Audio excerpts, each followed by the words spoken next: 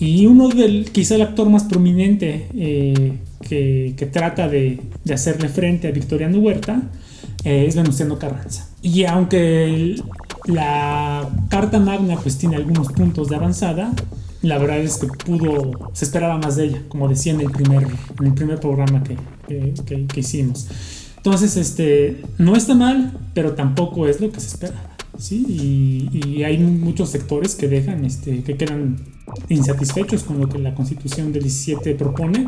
Que al final de cuentas la democracia es eso, ¿no? O sea, la capacidad que tiene un pueblo de gestionar los conflictos.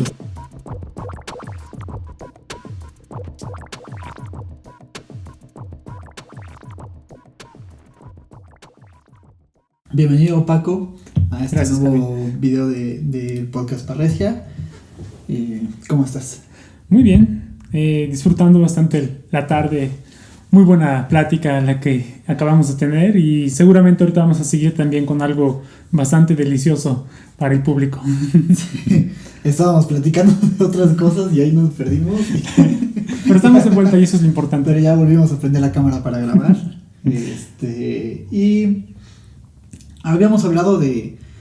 Bueno, perdón, antes me gustaría darte un pequeño espacio para que te presentaras, para quien puede no conocerte o que no hayan visto los videos.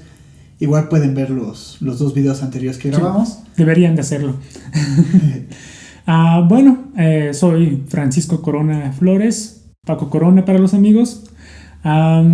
Estudié la licenciatura en Humanidades en UPAEP y posteriormente una maestría en Historia y Patrimonio en un consorcio de la Unión Europea que está conformado por las universidades de París, Panthéon-Sorbonne, de Padua y de Évora. Y bueno, hoy estamos hablando de la Revolución Mexicana. Ya comentamos varias cosas al respecto y vamos a seguir con ese tema. Perfecto. Hablábamos como de las revoluciones, la diferencia entre pueblos y entre pueblo, población, ¿no? Y también hablábamos de cómo impactó la Revolución Mexicana en México de hoy y un poco la transición entre Porfirio Díaz, Francisco Madero y Victoriano Huerta. Llegamos como un poquillo por ahí con Carranza, que es cuando se genera este movimiento de constitucionalista.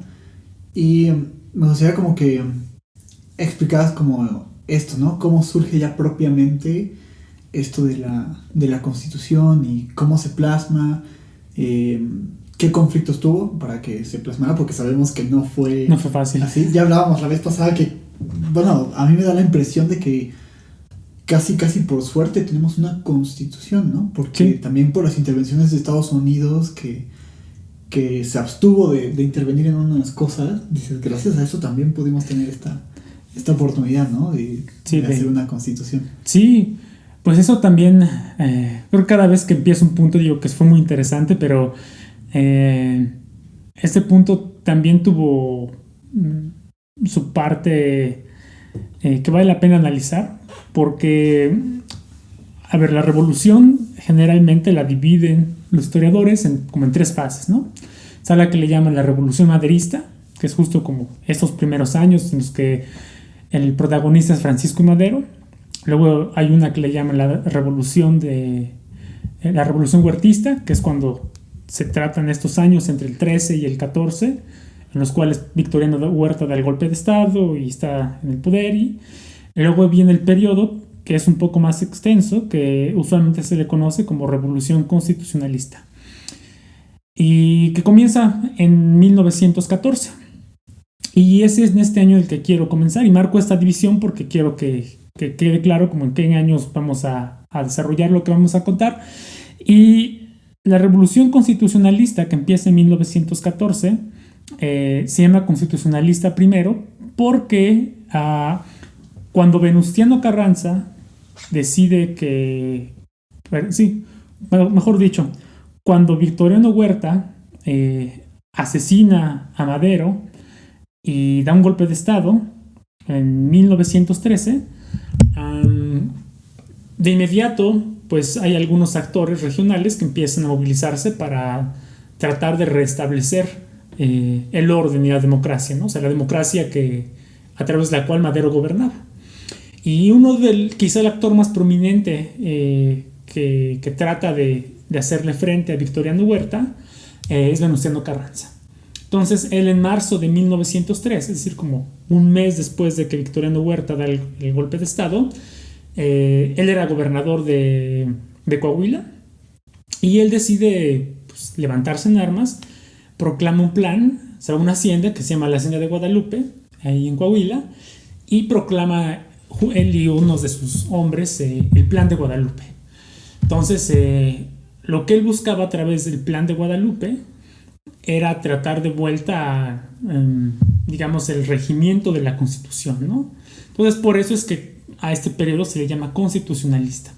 Y él va a llamar, además, al ejército que se va agrupando en torno a su figura, ejército constitucionalista, ¿sí? Porque tenía esta idea de que él estaba peleando para volver a restaurar la democracia que emanaba de la Constitución, y que era una Constitución que Victoriano Huerta había violado. Ahora, comento esto porque para 1914, es decir, un año y unos meses después de que Victoriano Huerta ha dejado el poder,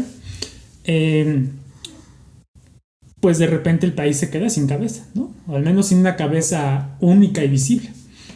En el plan de Guadalupe, que un año antes proclama Venustiano Carranza, pues entre todas las cosas que él enuncia allí, dice que se levanten armas para sacar del poder a Victoriano Huerta, y la idea es que cuando lograran eso, él iba a dejar el mandato militar, porque en ese momento era el jefe del ejército constitucionalista, y la idea era convocar a elecciones, ¿no? Para que tratara de restablecer la democracia y el orden.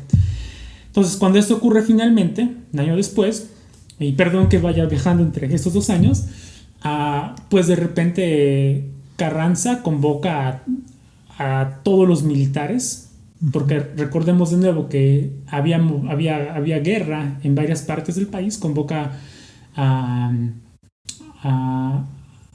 todos a la capital, a la Ciudad de México.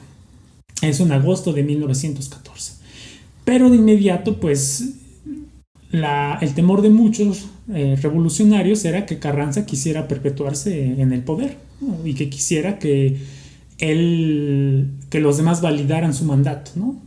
Entonces, pues hay desconfianza, además de que le adjudican a la Ciudad de México el hecho de que al parecer no era un sitio neutral.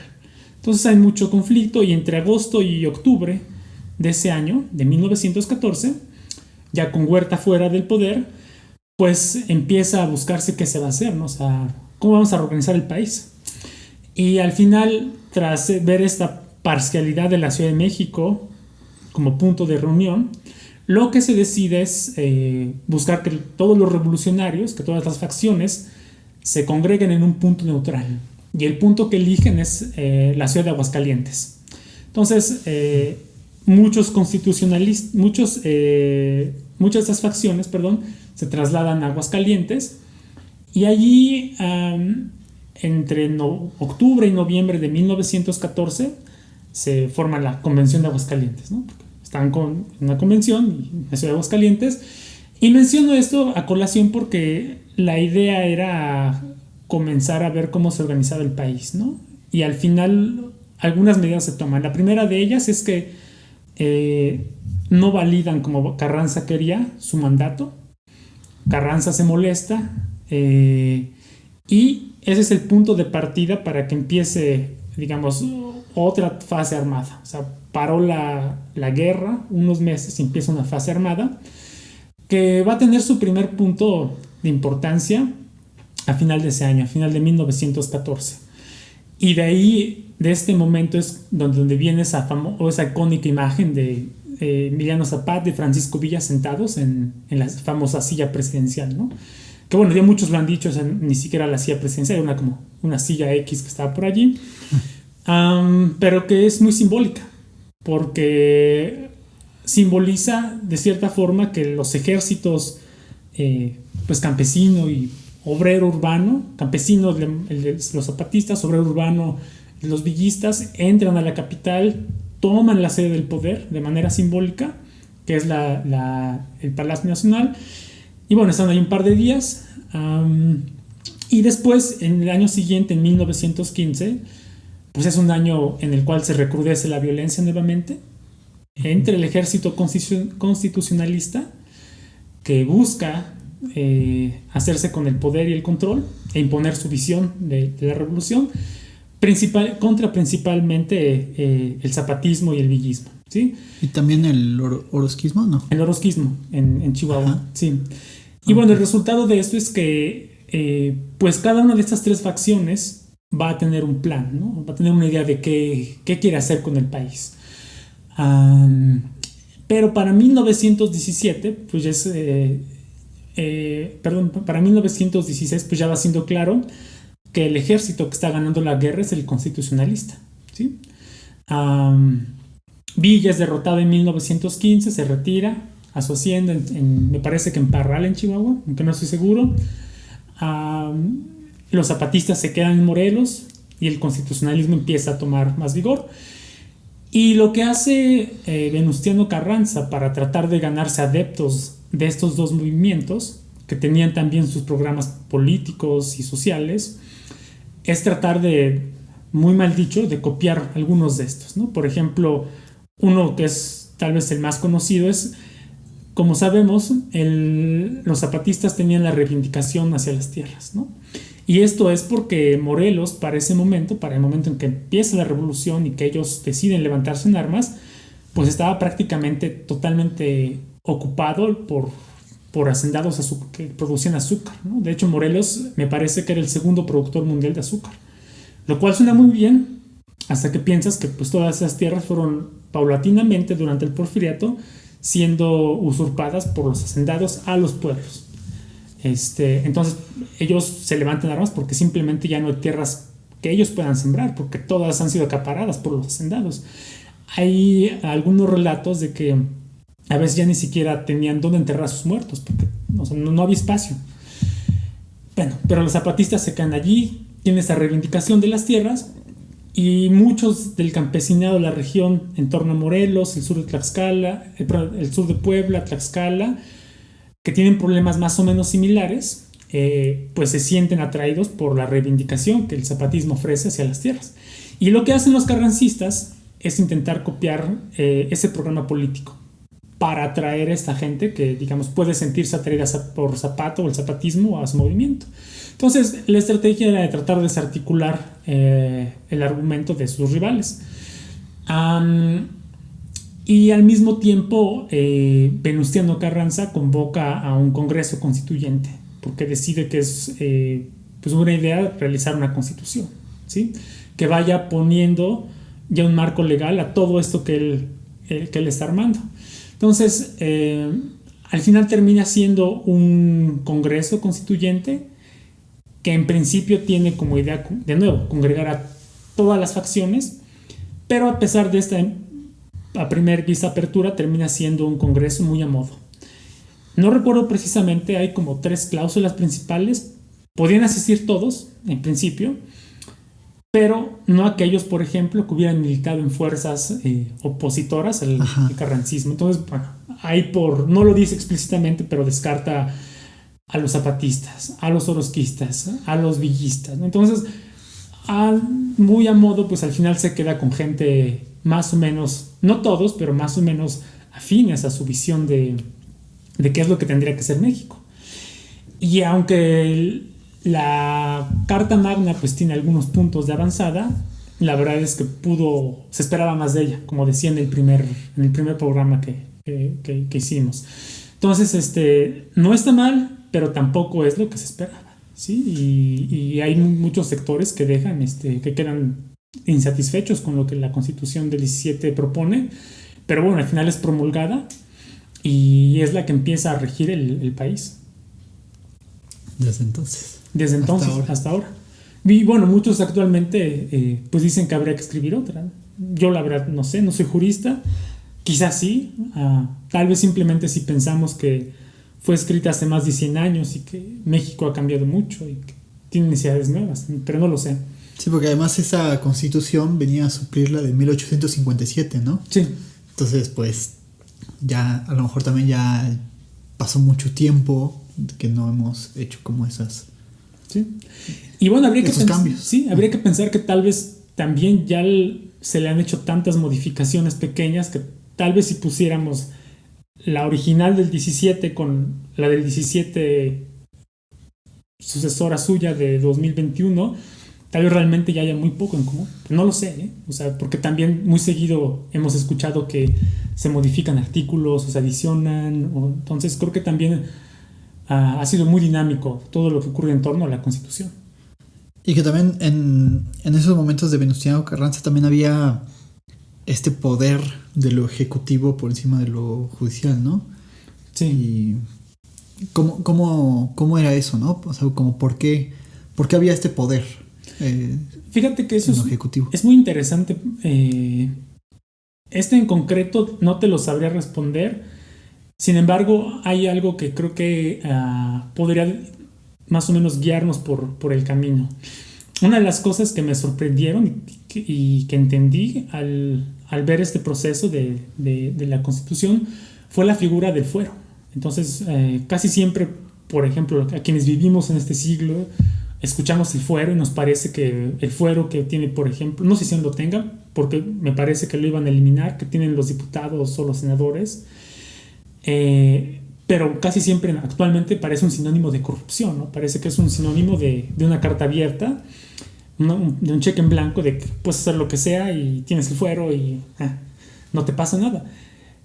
Sin embargo, si nos remontamos al pasado, podemos aprender que la figura del fuero tiene un motivo, y es que el motivo y su motivo principal es que tenía la intención de cierta forma de, no sé si esté bien dicho, pero vaya, de blindar a aquel que fuera depositario de ese poder, ¿no?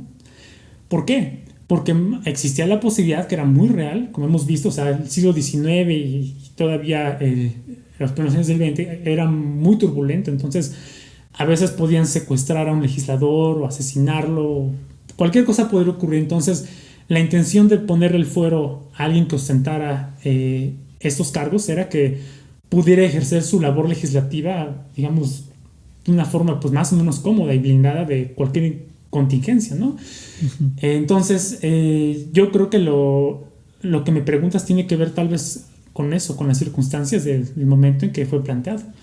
Porque también, o sea, no te estoy respondiendo lo que me preguntaste, pero quizá tratando de ver por qué la figura del presidente de México es tan... Quizá ya no lo sea tanto, pero porque yo personalmente pienso que ya no es así, pero en su momento sí que lo fue, tan autoritaria y tan pesada. Creo que tiene que ver con esa facultad que alguien que tuviera que asumir las riendas de la nación tenía que tener para poder reaccionar de manera rápida a decisiones difíciles.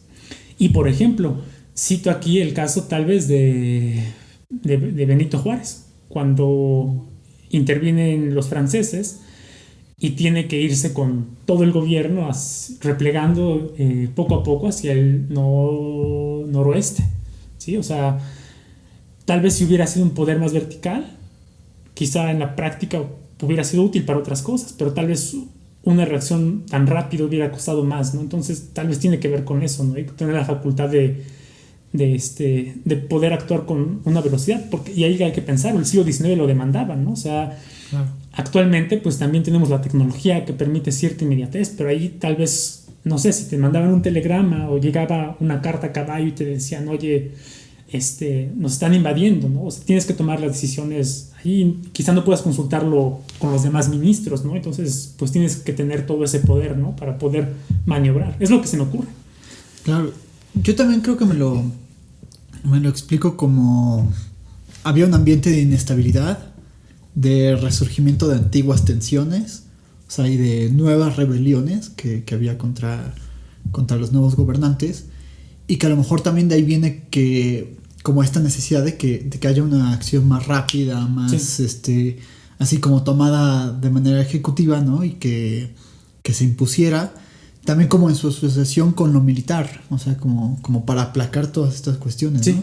Sí. Y que después a lo mejor ya cuando hubo por ejemplo, Álvaro Obregón que empezó con esta pacificación de decir así como, y si dejamos de estar peleando contra los rebeldes y mejor los integramos, Sí.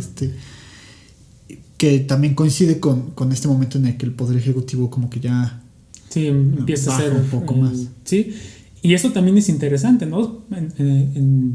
Para hablar un poco de la historia política del siglo XX y de México actual, ver cómo el partido que surge de la revolución, lo que después se volvió el PRI, pues en su momento era un partido en el cual cabían todos, ¿no? O sea, y ahora quizás no se haga lógica, pero de nuevo, o sea, en ese momento lo que se buscaba era decir, oigan, ya hay que dejar de matarnos, ¿no? O sea, todos hay que tratar de reconciliarnos y bueno, tal vez eso, nunca lo había pensado, pero siguiendo esa lógica, tal vez eso explique que incluso en ese momento, tal vez aunque hubiera la buena voluntad de evitar la corrupción, pues tal vez permitieron un poco de ello con tal de que ya no se pelearan, ¿no? No lo sé. Sí, porque surge como este nuevo partido, que era el Partido Nacional Revolucionario. PNR, sí. PNR. Y sí, bueno, yo me explico eso, ¿no? Que era como para aliviar tensiones de una manera más eficaz, más rápida, y que sí tenía como este toque de autoritarismo, pero que al mismo tiempo decía, bueno, si nos citamos un poco en el contexto, también creo que era lo que se demandaba de cierta forma, ¿no? Lo que hacía falta. Sí, ahorita no hace sentido, pero hay ahí una figura fuerte que pudiera aglutinar a los mexicanos, ¿no? Y hacer que el conflicto bajara. Sobre todo porque había la conformación de una identidad nacional, pero, digamos, bajo un trasfondo de incertidumbre y de no nos ponemos de acuerdo, muy de tensiones. Lo hablábamos, por ejemplo, antes de grabar, como en analogía con lo que pasó con el Mercosur. Sí. Que en el Mercosur pues está este proyecto de integración regional entre varios países latinoamericanos que intenta como pues lograr este fin de la integración regional, pero sobre un subsuelo de tensiones, de conflictos, nadie se pone de acuerdo. Brasil empieza a tomar como ciertas acciones que lo benefician a él, Argentina huye como contrapeso. Y pues al final de cuentas tienes como incertidumbres, tensiones, y como que al mismo tiempo el intento de construir un proyecto. O sea, un proyecto pero como sin pies ni cabeza. Sí. Y es bastante complejo, ¿no? O sea, yo por ejemplo, poniéndole nota al pie a la revolución y abordando igual el Mercosur, pues yo soy bastante latinoamericanista en ese aspecto. Pero pues también a veces creo que hay diferencias muy, no insalvables, pero muy, muy profundas entre los distintos países, ¿no? Y como te decía hace rato, o sea, también creo que a veces como mexicanos nos puede llegar a costar el dimensionar los conflictos que han tenido en Sudamérica, ¿no? O sea, las guerras entre ellos. Claro. No sé hasta qué punto influye a nosotros, también, o tal vez en mi caso, porque no quiero explayar a nadie más, pero el vernos en una relación distinta, porque de cierta forma en México con el único país que podríamos tener un conflicto, y lo ha tenido es con Estados Unidos, pero también creo que hay entre allá una relación como de sentirse dos culturas distantes, ¿no? Y creo que eso a mí a veces me cuesta entender que como dos culturas similares, por ejemplo como Chile o Perú, hayan podido tener una guerra, ¿no? Es como, oye, pero hablan español, como que tienen el mismo background cultural, ¿por qué se hicieron la guerra, no? Obviamente tienen sus razones, pero es interesante. Pero cuesta un poco imaginarlo, ¿no? Sí. Y acá también, o sea, así como en el Mercosur había estos conflictos entre países, pues aquí había este conflicto entre facciones, que eran las zapatistas, los oroquistas y los villistas. Y también los constitucionalistas que estaban con Venustiano Carranza, o sea, y que había también de cierta forma que consolidar un proyecto de nación, pero también que contemplara como el cómo gestionar esas problemáticas, que al final de cuentas la democracia es eso, ¿no? O sea, la capacidad que tiene un pueblo de gestionar los conflictos y sus intereses, sí. Y la heterogeneidad, o sea, el pluralismo. Sí, sin duda. Ok. Nos desviamos bastante de la revolución. Un poquito. La revolución se queda allí. Aquí estoy. Bueno, esa es la constitución. No, pero sumado a ello, creo que la Constitución fue un paso bastante importante, aunque tal vez no hubiera sido lo que muchas facciones esperaban. Después, por ejemplo, Cárdenas empieza a realizar el reparto agrario, que en los 30, que tanto habían esperado pues muchas facciones, entre ellos los zapatistas. Y creo que también por eso es recordado Cárdenas, porque empieza a materializar algunas de las cosas que digamos, el sector agrario había tratado de lograr, ¿no? Después, si fue lo más, no quiero decir lo mejor, pero vaya, lo más conveniente, no lo sé. La cuestión, por ejemplo, del reparto agrario es que hasta donde tengo entendido, al menos en la zona centro del país, es que muchas veces pues no, o sea, se llevó a cabo, pero no generó los beneficios esperados en el campesinado, porque al fraccionar muchos de las haciendas, pues a veces los campesinos pues recibían sus tierras, pero pues no conocían la dinámica a través, no todos, pero algunos de ellos al menos no conocían la dinámica, por ejemplo, de cómo exportar alguna materia prima, ¿no? Tal vez el hacendado, por todo el mecanismo que había desarrollado, pues sí podía hacerlo, ¿no? Y en muchos casos pues trajo pobreza al campesinado, ¿no? Uh-huh. Entonces, pero bueno, no había quizá tampoco forma de preverlo, ¿no? Y tal vez lo que Cárdenas buscaba era una reivindicación. Claro, porque además, por ejemplo, en Madero había era una revolución movilizada por la clase media urbana. Sí. Y aquí tenemos como también una revolución movilizada por los sectores populares, y que tenía como esta intención de también integrarlos y pacificarlos y responder también a sus demandas. Que creo, si no me equivoco, que eso se fortalece más con Álvaro Obregón que con Carranza, ¿no? Pero que ya empieza como a ver estos inicios de conciliar las clases medias urbanas con los sectores populares. Que eso es bien interesante, porque si lo piensas, creo que todo el tiempo los humanos estamos bajo esa dinámica. O sea, quizá todos queremos cambio y todos queremos mejorar, pero quizá cada quien conceptualice diferente ese cambio, ¿no? Y hay sectores que tienen demandas muy específicas.